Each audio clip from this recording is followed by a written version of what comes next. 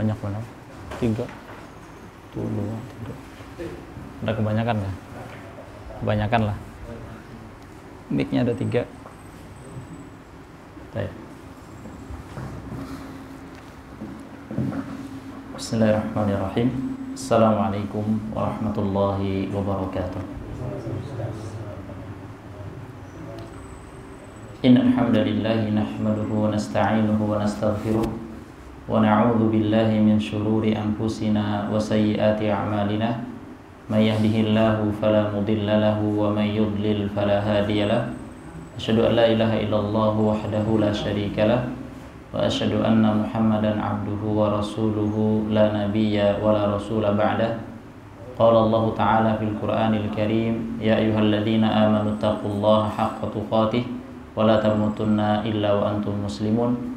Allahumma salli wa sallim wa barik ala nabiyyina Muhammadin wa ala alihi wa man tabi'ahum bi ihsanin ila yaumiddin, amma ba'd. Kaum muslimin, para jamaah salat maghrib di Mushola Miftahul Jannah yang senantiasa dirahmati Allah Subhanahu wa taala. Kita bersyukur kepada Allah Subhanahu wa taala atas limpahan nikmat dan karunia-Nya berupa nikmat keimanan dan nikmat Islam, dan juga nikmat kesehatan dan nikmat kesempatan, dan juga nikmat yang berharga adalah setelah keimanan dan keislaman adalah kita diberikan kemudahan untuk duduk di majelis ilmu, untuk mengkaji ayat-ayat Allah Subhanahu wa taala dan hadis-hadis Rasulullah sallallahu alaihi wasallam. Salawat dan salam kita haturkan kepada Nabi kita Nabi Muhammad sallallahu alaihi wasallam beserta para keluarga beliau, para sahabat-sahabat beliau, dan seluruh kaum muslimin hingga hari kiamat kelak. Para hadirin kaum muslimin yang dirahmati Allah Subhanahu wa taala, kita berdoa kepada Allah Subhanahu wa taala agar Allah Subhanahu wa taala memberikan kita ilmu yang bermanfaat, rezeki yang baik, dan amalan yang diterima. Para hadirin yang dirahmati Allah Subhanahu wa taala, pada pertemuan yang lalu kita telah membahas di dalam hadis yang pertama yang berkaitan tentang adab seorang muslim yang kita sarikan dari Kitabul Jami', yaitu bab khusus yang dikumpulkan oleh Al-Imam Ibnu Hajar Al-Asqalani rahimahullah ta'ala, yang mana kitab induknya adalah Bulughul Maram, tetapi di bagian kitab tersebut ada Kitabul Jami' yang beliau susun yang berkaitan tentang adab-adab seorang muslim secara umum. Yang mana pada pertemuan yang lalu, para ikhwah yang dirahmati Allah Subhanahu wa taala, kita mengkaji hadis yang pertama yang berkaitan tentang adab atau hak seorang muslim terhadap muslim yang lainnya, yang berjumlah ada 6. Yang mana pada pertemuan yang lalu kita sebutkan adab yang pertama adalah idza laqitahu fasallim alaihi. Jika engkau bertemu saudaramu seiman dan seislam, maka ucapkan salam kepadanya. Kemudian wa idza da'aka fa'ajibhu, dan jika dia mengundangmu maka penuhilah undangannya. Artinya jika dia mengundang kita, dan para ulama menyebutkan yang dimaksudkan undangan di situ yang sangat ditekankan untuk kita hadiri adalah undangan walimah pernikahan.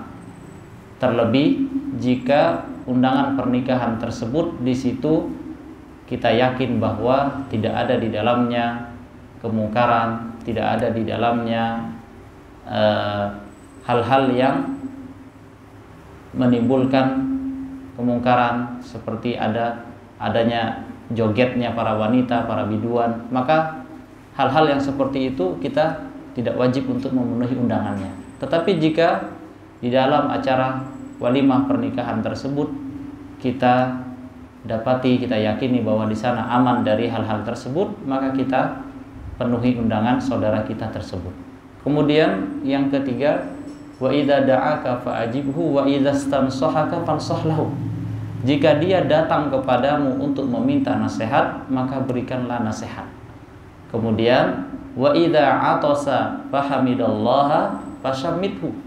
Dan jika dia bersin, kemudian dia mengucapkan alhamdulillah, maka bagi kita yang mendengar saudara kita tersebut sedang bersin dan dia mengucapkan alhamdulillah, maka kita pun memberikan haknya dengan mendoakannya, yaitu yarhamukallah.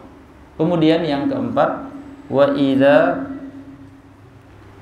marida fa'udhu.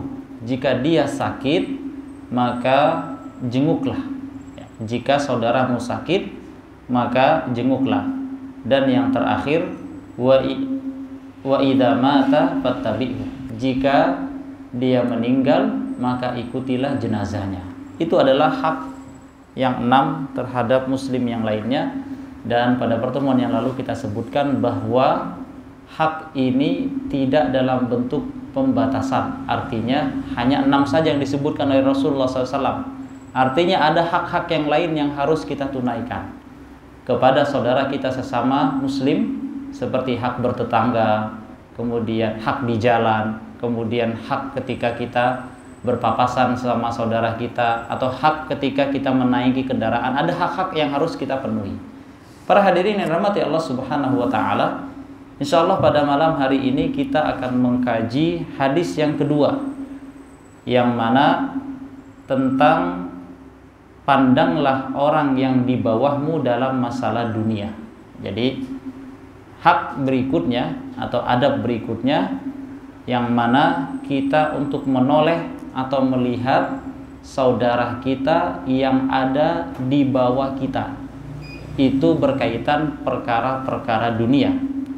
Hadisnya dari Abu Hurairah, an Abi Hurairah radhiyallahu anhu qala Rasulullah sallallahu alaihi wasallam, unzuru ila man asfala minkum wa la tanzuru ila man huwa fawqakum fa huwa ajdaru alla tazdaru ni'matallahi alaikum. Dari Abu Hurairah radhiyallahu anhu, ia berkata, Rasulullah sallallahu alaihi wasallam bersabda, lihatlah kepada yang di bawah.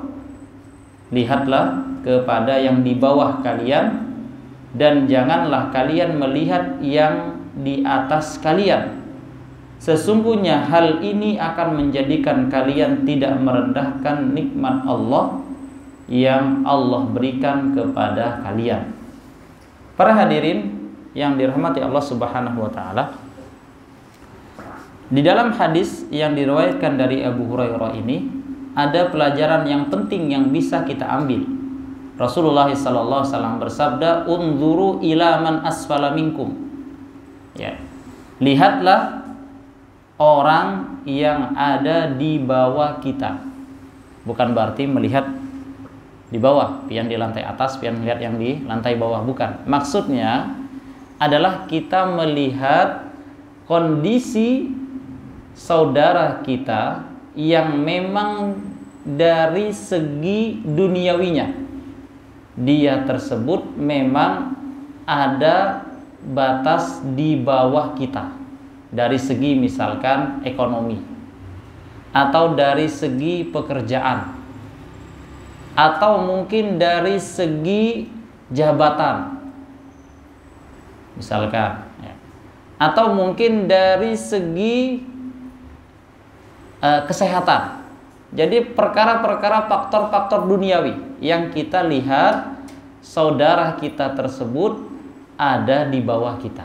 Misalkan kita melihat saudara kita yang Allah uji dengan penyakit.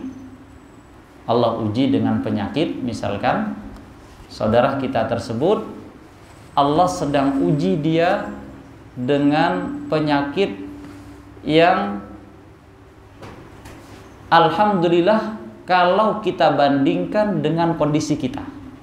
Kita alhamdulillah misalkan sehat, pian mau makan apa saja masih bisa, ya Pak Haji ya. Dalam artian tidak ada pantangan.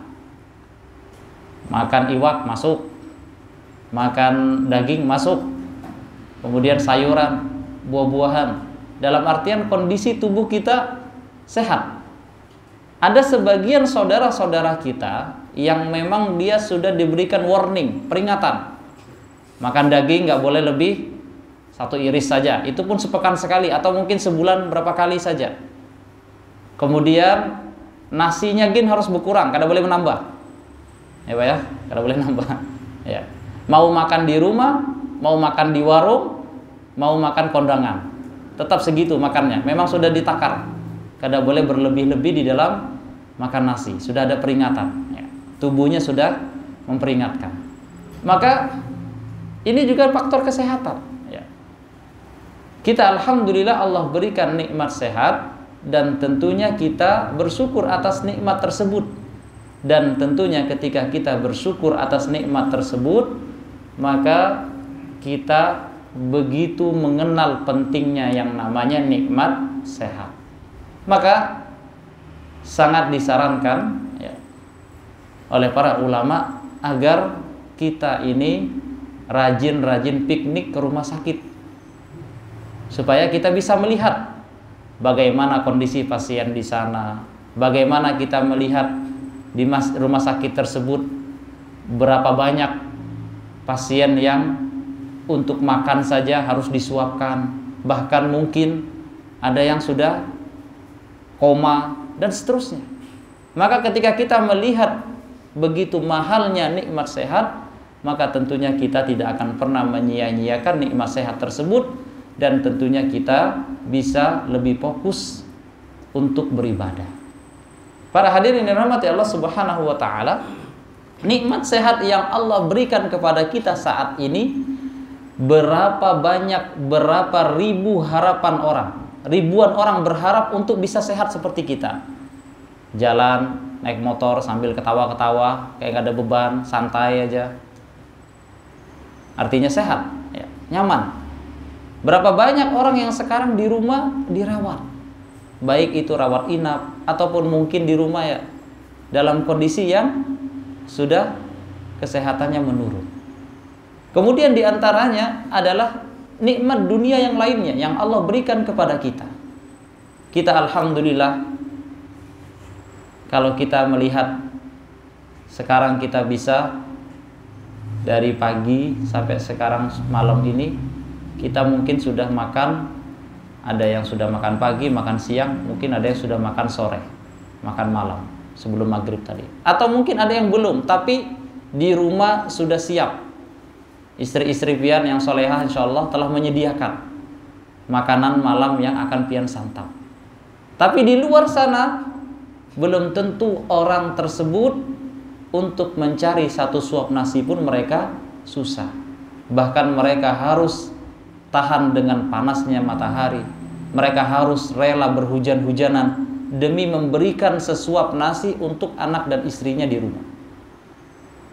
Maka ketika kita melihat perkara-perkara duniawi kepada orang-orang yang ada di bawah kita, maka dengannya fahuwa azdaru alla tazdaru ni'matallahi alaikum, fahuwa ajdaru alla tazdaru ni'matallahi alaikum. Dengan begitu kalian tidak akan pernah merendahkan nikmat Allah yang telah Allah berikan kepada kalian. Para hadirin yang dirahmati Allah Subhanahu wa taala, mengapa kita harus melihat nikmat di dalam dunia itu? Kita harus melihat orang yang berada di bawah kita. Karena secara tabiat manusia itu, dia tidak akan pernah puas ketika mengejar dunia. Rasulullah sallallahu alaihi wasallam bersabda, "Lau kana libni Adam wadiyani mim malin labtagha thalithan wala yamla'u jawfa ibni Adam illa turab." Kata baginda Rasulullah sallallahu alaihi wasallam, seandainya anak Adam tersebut Allah berikan dia karunia dengan berupa 2 lembah. Dari 2 lembah tersebut 2 gunung emas. dua gunung emas, atau 2 lembah gunung emas, atau 2 lembah harta yang melimpah. Dalam artian seseorang tersebut, misalkan Allah berikan dia rumah, kemudian rumahnya dengan luas sekian-sekian meter, kemudian dari rumahnya, dalam rumah tersebut berbagai macam perabotnya terpenuhi, perangkat-perangkat dalam rumah tersebut terpenuhi. Kemudian kendaraannya juga Allah berikan kendaraan yang nyaman. Maka kata Rasulullah sallallahu alaihi wasallam, la bataghasalisan. Orang tersebut pasti menginginkan kendaraan yang kedua. Tadi sudah, misalkan pengen lagi pasti yang ketiga. Dari misalkan tadi punya emas satu truk misalkan, mungkin ada yang punya emas, pasti dia akan memiliki, berangan-angan ingin mendapatkan emas lagi yang sejumlah yang besar lagi. Dari dia memiliki misalkan tadi kendaraan, pasti dia ada keinginan ingin memiliki kendaraan yang terbaru, yang keluaran terbaru, yang keistimewaan kendaraan terbaru tersebut seperti apa. Dia pasti akan mencari yang lebih hebat. Dan itu tabiat manusia, dia tidak akan pernah puas. Kata Rasulullah sallallahu alaihi wasallam, wala yamla'u jawfa bani Adam illa turab. Manusia tersebut tidak akan pernah berhenti, anak Adam tersebut tidak akan pernah berhenti kecuali kalau pasir sudah dimasukkan ke dalam mulutnya.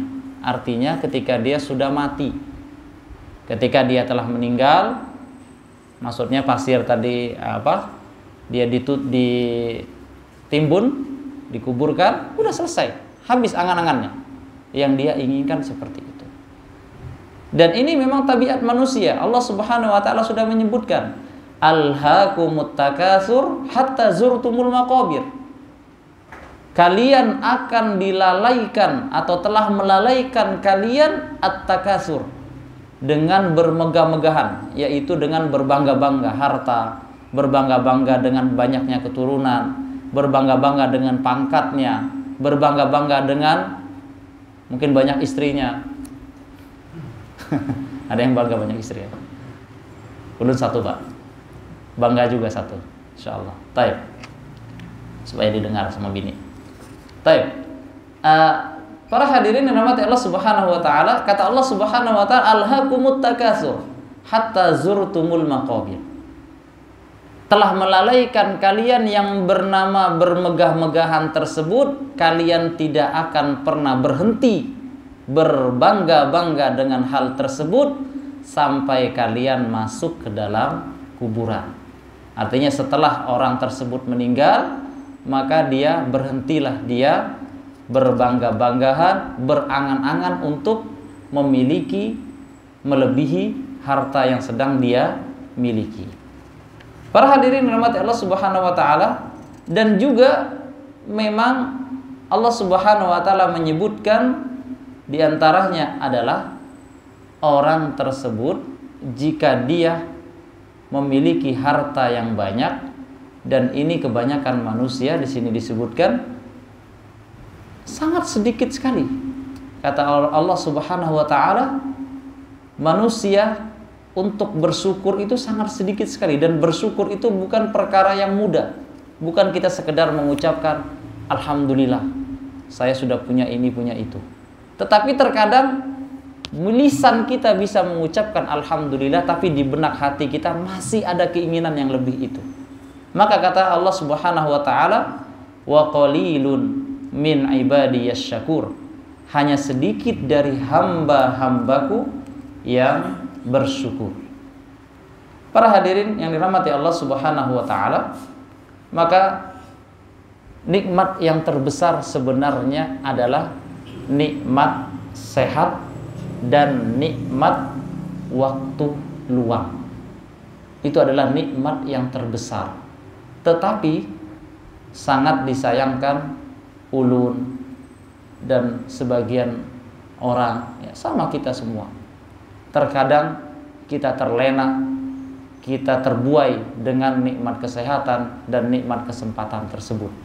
Makanya kata Rasulullah SAW, nikmatani maghbunun fihi makatsirun minan nas, as-sihhatu wal faragh. Dua kenikmatan yang banyak tertipu di dalamnya yaitu manusia, yaitu nikmat kesehatan dan nikmat waktu luang.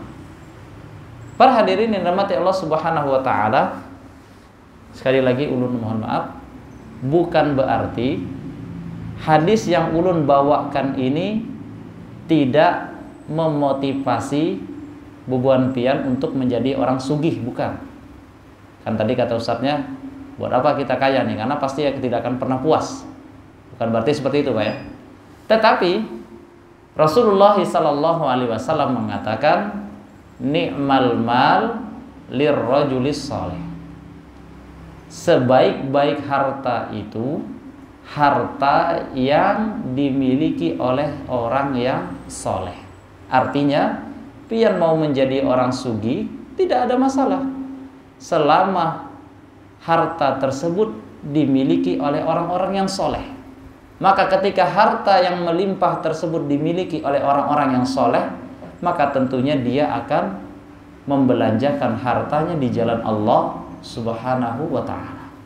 Bahkan Rasulullah SAW juga bersabda di dalam hadisnya yang lain, la ba'sa bil ghina. Tidak mengapa menjadi orang kaya, kata Rasulullah SAW.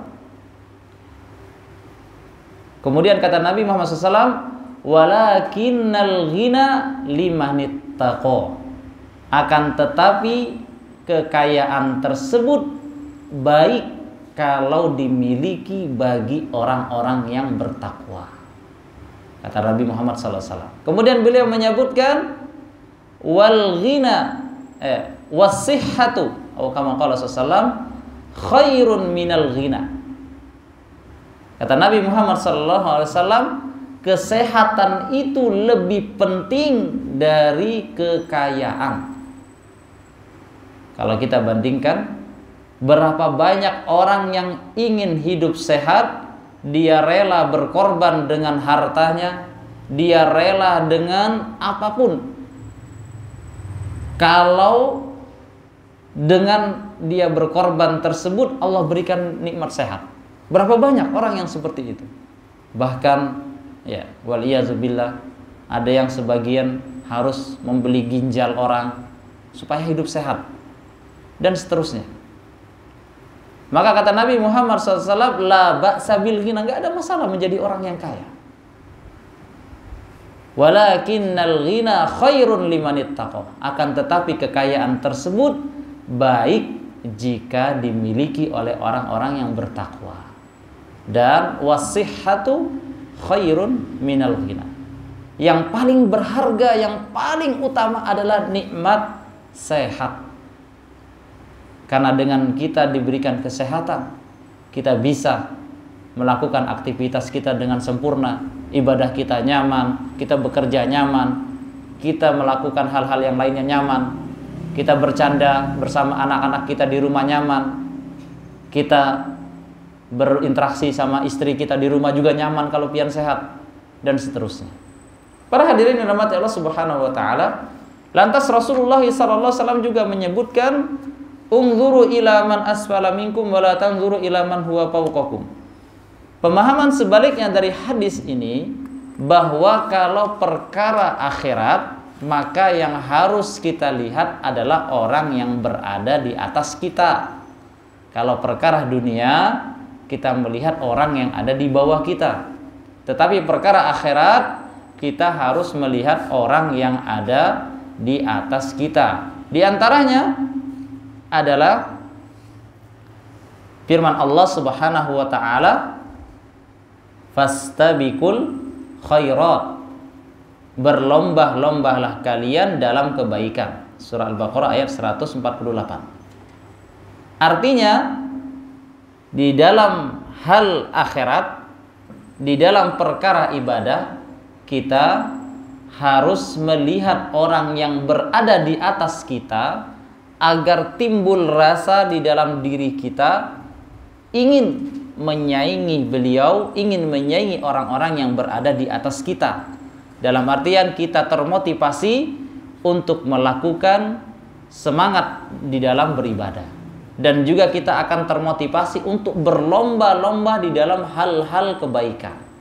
Misalkan kita melihat itu saudara kita, tetangga, Masya Allah rajinnya luar biasa. Ibadahnya, puasa Senin Kamisnya, sholatnya selalu tepat waktu ke musola, selalu berjamaah di masjid, di musola, selalu tepat waktu, sebelum azan dia sudah datang. Maka kita harus melihat, nggak bisa kita bilang, santai aja lah, masih muda ini juga, beribadahnya nanti aja, masih muda, nikmati masa muda, santai aja. Nggak bisa seperti itu. Tetapi perkara-perkara akhirat, kita harus melihat orang yang lebih atau orang yang berada di atas kita, agar kita termotivasi, agar kita bersungguh-sungguh untuk mengikuti jejak langkah mereka. Seperti kita melihat bagaimana perjuangan Nabi kita Muhammad sallallahu alaihi wasallam. Beliau orang yang telah Allah jamin, orang yang maksum, kekasihnya Allah Subhanahu wa taala.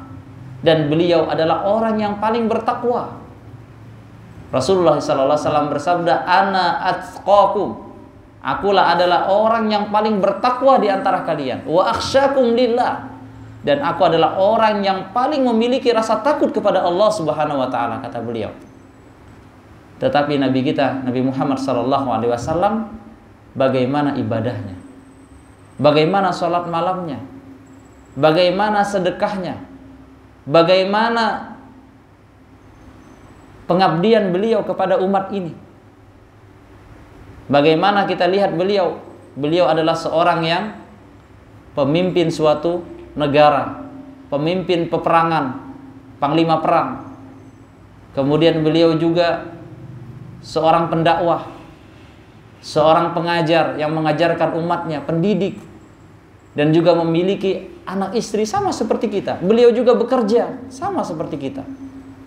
Tetapi beliau ibadahnya ibadah yang paling baik, yang paling mulia di sisi Allah Subhanahu wa taala.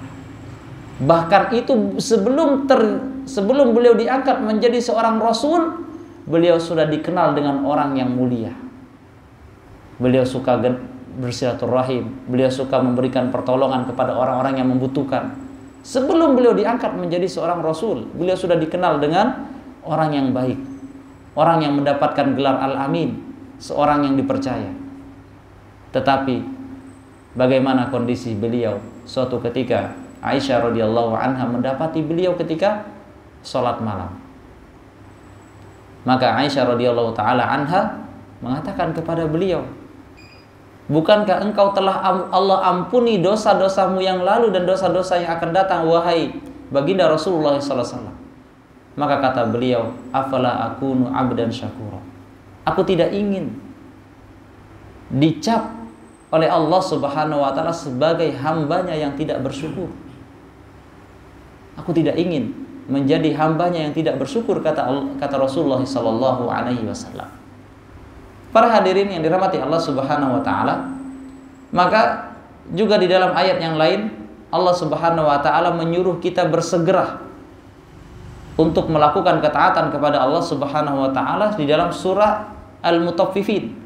Wa fi dzalika falyatanafasil mutanafisun. Dan untuk yang demikian itu, yaitu kenikmatan-kenikmatan surga, maka hendaknya orang-orang yang berlomba-lombalah. Artinya, seseorang yang diberikan kenikmatan surga tersebut, mereka berlomba-lomba untuk meraihnya dengan memperbanyak bekal, dengan meningkatkan amal kebaikan mereka kepada Allah Subhanahu wa taala. Dan juga di dalam ayat yang lain Allah Subhanahu wa taala berfirman di dalam surah Ali Imran ayat 133. A'udzubillahi minasyaitonir rajim. Wasari'u ila maghfiratin mir rabbikum wa jannatin 'arduhas samawati wal ardu uiddat lil muttaqin. Berlomba-lombalah untuk meraih ampunan Allah dan berlomba-lombalah untuk segera meraih surga yang luasnya seluas langit dan bumi, yang telah Allah sediakan bagi orang-orang yang bertakwa. Para hadirin yang dirahmati Allah Subhanahu wa taala, di antara hikmah kita diperintahkan oleh Rasulullah SAW untuk melihat orang yang berada di atas kita di dalam perkara-perkara akhirat adalah agar kita tidak merasa bangga atau ujub terhadap amalan yang telah kita lakukan. Karena kalau kita telah ujub, maka amalan yang telah kita lakukan itu akan berkurang pahalanya, bahkan mungkin bisa habis pahalanya, terkikis, hangus pahalanya. Maka jangan pernah kita puas atas amalan yang telah kita lakukan. Bangga, ujub.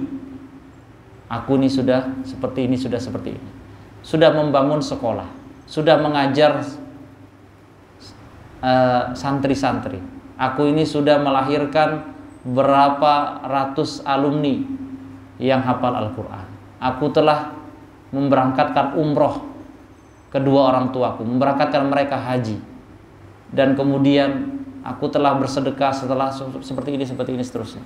Maka hal-hal yang seperti itu kalau dibangga-banggakan, maka akan bisa jadi menjadi ujub, bangga diri terhadap amalan, dan bisa jatuh kepada riya.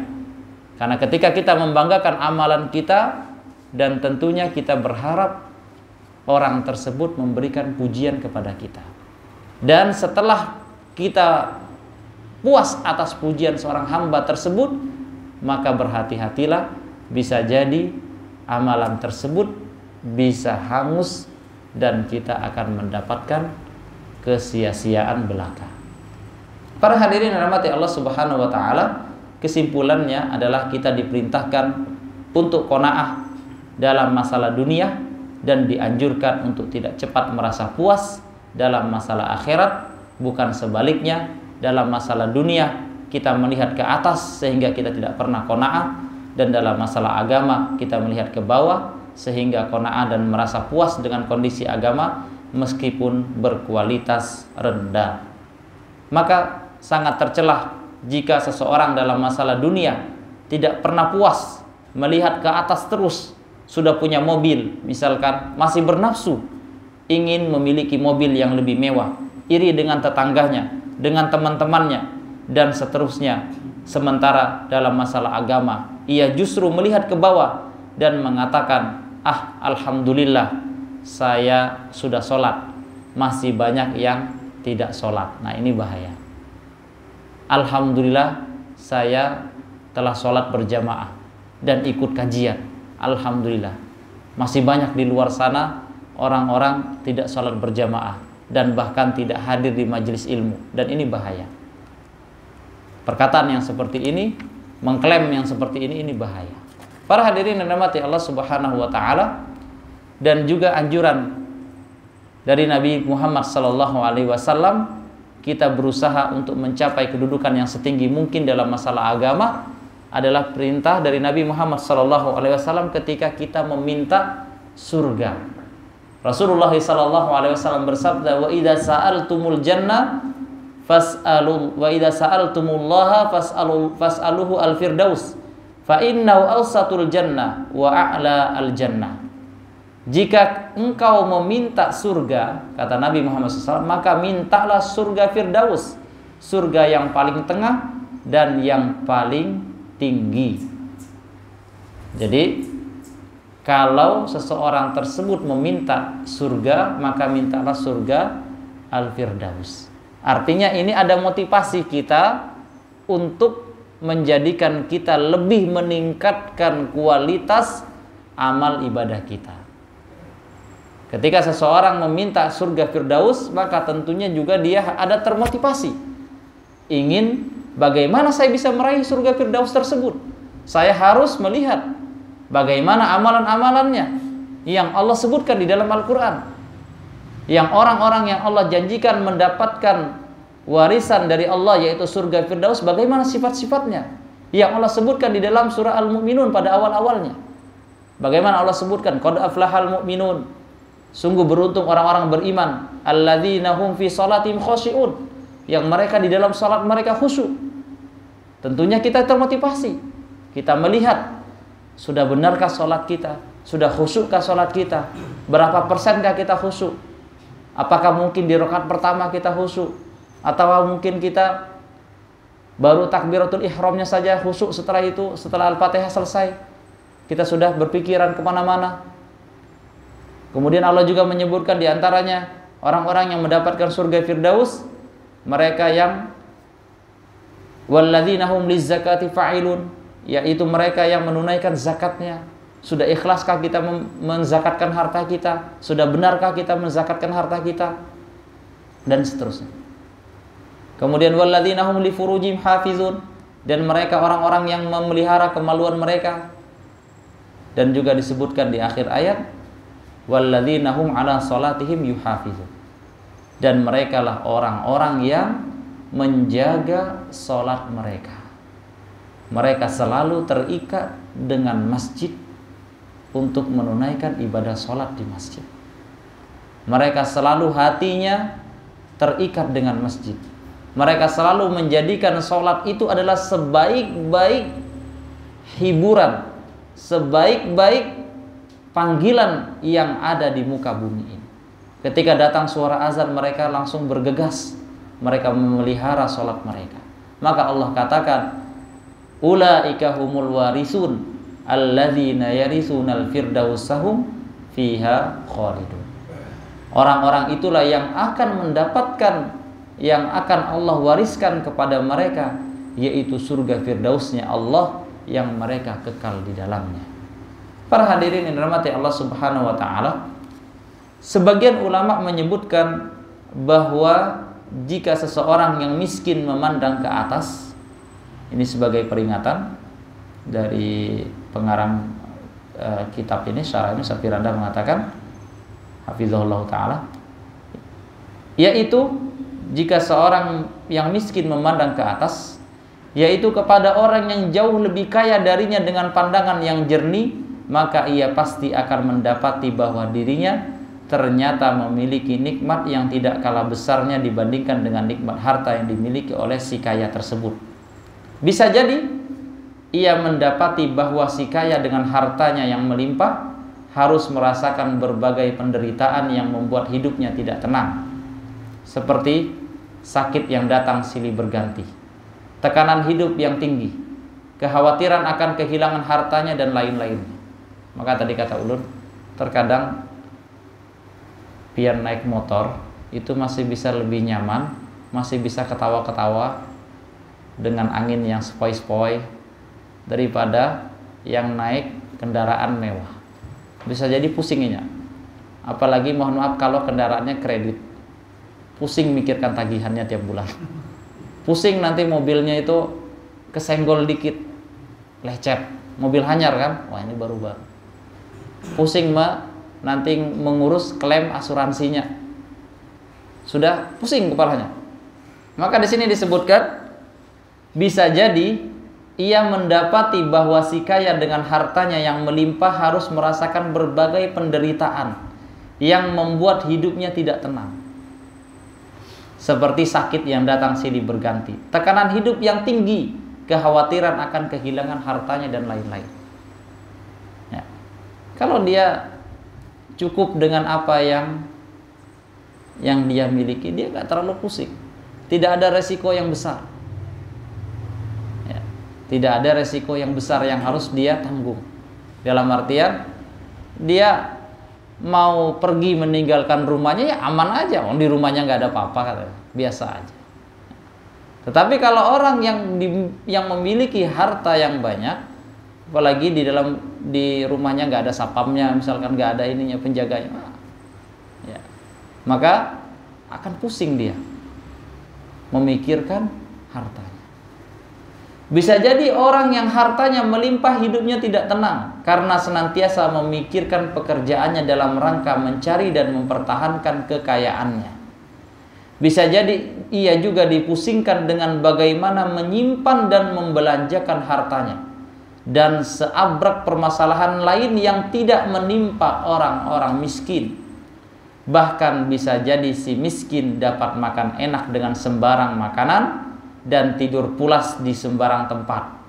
Sementara si kaya harus memilih-milih makanan dengan kadar tertentu demi menjaga kesehatannya dan sulit tidur karena permasalahan harta selalu memenuhi otak dan pikirannya. Ya. Bisa jadi orang yang tidur di tanpa ranjang yang mahal, misalkan alas karpet saja, itu bisa jadi dia lebih nyaman, lebih happy, bebannya ringan daripada orang yang tidur di atas bebannya besar. Orang yang tidur di atas spring bed yang mahal, yang empuk, mungkin dia nggak nyaman. Malah mungkin yang nyaman adalah orang yang tidurnya di lantai, di karpet, nggak ada beban, bahkan mungkin sambil ngorok lagi nyaman dia malah. Nyaman karena ada beban. Saking lelap tidurnya sampai dia mendengkur sedikit karena saking kenyamanan tidurnya, saking terlalu nyaman. Maka meskipun ia telah berbaring di ranjang yang empuk dan mahal, tetapi ia tidak kunjung bisa tidur nyenyak. Sedangkan si miskin yang berbaring di tikar lusuh dapat dengan nyaman tidur karena pikirannya terbebas dari beban-beban yang memenuhi kepalanya. Jika si miskin adalah orang yang beriman dan berserah diri kepada Allah Subhanahu wa ta'ala. Para hadirin yang dirahmati Allah Subhanahu wa ta'ala, dan tentunya diantara tanda-tandanya orang yang bertakwa kepada Allah Subhanahu wa ta'ala adalah wal qanaatu minal qalil, war ridha minal qalil, kata Imam Ali bin Abi Thalib radhiyallahu anhu. Di antara definisi takwa yang beliau sebutkan, al khaufu bil jalil wal amalu bit tanzil war ridha minal qalil war ridha bil qalil wal istidadu liyaumir rahil. Kata beliau radhiyallahu taala anhu, di antara definisi takwa adalah rasa takut kepada Allah Subhanahu wa taala, kemudian wal amalu bitanzil, beramal sesuai dengan Al-Qur'an dan sesuai dengan hadis Nabi Muhammad sallallahu alaihi wasallam, war ridha bil qalil, ridha, rela atas pemberian yang Allah sekalipun itu sedikit di matanya. Dia ridho sebesar apapun, sekecil apapun yang Allah berikan kepada dia, dia ridho atas pemberian Allah tersebut. Wal istidadu liyaumir rahim, dan dia mempersiapkan untuk bekal hari kiamat kelak. Para hadirin yang dirahmati Allah Subhanahu wa taala, marilah kita berdoa kepada Allah Subhanahu wa taala agar Allah Subhanahu wa taala memberikan kita petunjuk dan ketakwaan. Allahumma inna nas'alukal huda wat tuqa wal afafa wal ghina. Ya Allah, kami memohon kepada Engkau ketakwaan dan juga petunjuk, wal afaf, dan kami mohon kepadamu adalah al-iffah, agar kami selalu menjaga kehormatan kami, tidak selalu meminta dan bergantung kepada manusia, wal ghina, dan juga agar kami memohon kepadamu diberikan hati yang selalu cukup dan puas atas pemberianmu. Amin ya rabbal alamin. Barakallahu fikum. Mungkin ini yang bisa ulun sampaikan, kurang lebihnya mohon maaf. Kebenaran hanya milik Allah Subhanahu wa taala. Adapun kesalahan datangnya dari kami pribadi. Ulun mohon maaf kalau ada cakap-cakap bahasa Banjarnya kurang pas. Ya Pak ya, maklum aja, bukan asli orang Banjar. Setengah-setengah Banjar lah. Sekalipun sudah parak 5 tahun di Banjar, tapi bahasanya ya spontan-spontan kurang tepat.